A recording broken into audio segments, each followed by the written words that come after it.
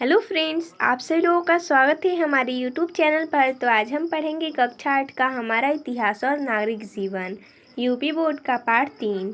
पाठ का नाम है भारत में कंपनी राज्य का विस्तार। तो देखिए दोस्तों, हम इस पाठ का सभी प्रश्न उत्तर देखेंगे। जैसा कि प्रश्न 1 है, बहुविकल्पीय प्रश्न है। और देखिए, जैसा कि पहला प्रश्न है और 4 विकल्प दिए गए हैं। प्रश्न है, विलय नीति का संबंध है। विकल्प है नाना साहब से, डलहौजी से, टीपू सुल्तान से, हैदर अली से। तो इसका सही विकल्प हो जाएगा डलहौजी से। अगला प्रश्न 2 नंबर है, पानीपत के तृतीय युद्ध में मराठा संघ को पराजित किया। विकल्प है अहमद शाह अब्दाली ने, नादिर शाह ने, सहसुजा ने, जमाल खान ने। तो इसका सही विकल्प हो जाएगा अहमद शाह अब्दाली ने। अगला प्रश्न 2 नंबर है, अति लघु उत्तरीय प्रश्न है। प्रश्न नंबर 1 है, प्रथम आंग्ल मैसूर युद्ध किसके बीच हुआ? यानी कि जो प्रथम आंग्ल मैसूर युद्ध हुआ था वो किन के मध्य हुआ था? तो इसका उत्तर हो जाएगा प्रथम आंग्ल मैसूर युद्ध हैदर अली और अंग्रेजों के बीच हुआ। अगला प्रश्न है, टीपू सुल्तान ने श्रीरंगपट्टम की संधि किस सन में की? इसका उत्तर हो जाएगा टीपू सुल्तान ने श्रीरंगपट्टम की संधि सन 1792 में की थी। अगला प्रश्न 3 नंबर है, लघु उत्तरीय प्रश्न है। प्रश्न नंबर 1 है, प्रथम मराठा युद्ध के बारे में लिखिए। जैसा कि हमने यहाँ पर लिखा है, अंग्रेजों और मराठों के बीच प्रथम मराठा युद्ध 1775 से 1782 ईस्वी हुआ, जो 7 वर्षों तक चला। किंतु नाना फड़नवीस के कुशल नेतृत्व तथा मराठों की सैन्य शक्ति के आगे अंग्रेजों को अधिक सफलता न मिल सकी। अंतिम सालबाई नामक स्थान पर सन 1782 ईस्वी में दोनों पक्षों के बीच संधि हो गई।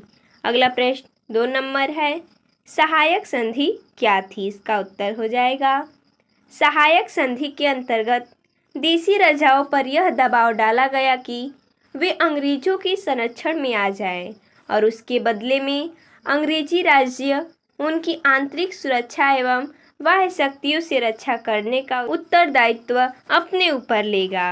अगला प्रश्न 4 है, दीर्घ उत्तरीय प्रश्न है। जैसा कि प्रश्न नंबर 1 है, डलहौजी की राज्य हड़पने की नीति क्या थी? इस नीति के क्या उद्देश्य थे? इसका उत्तर हो जाएगा लॉर्ड हार्डिंग के पश्चात 1848 ईस्वी में लॉर्ड डलहौजी भारत का गवर्नर जनरल नियुक्त हुआ। उसका उद्देश्य ब्रिटिश साम्राज्य को बढ़ाना था। वह उस कार्य को पूरा करना चाहता था जिसे रॉबर्ट क्लाइव ने शुरू किया था। ब्रिटिश साम्राज्य को बढ़ाने के लिए अधिक से अधिक देसी राजाओं को ब्रिटिश साम्राज्य में सम्मिलित करने लगा।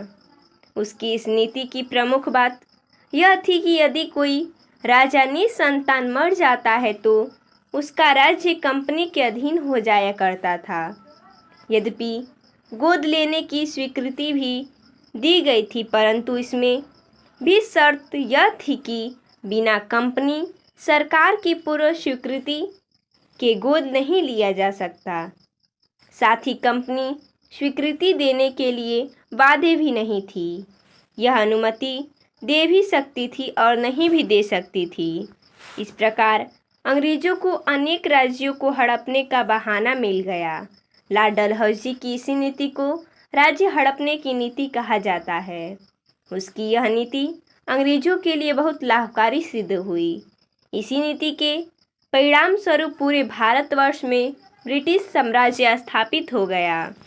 इसका उद्देश्य क्या था?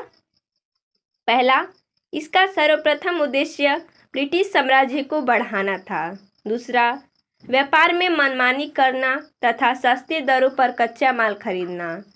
तीसरा, अपना सामान भारत के बाजारों में ऊंची कीमतों पर बेचना।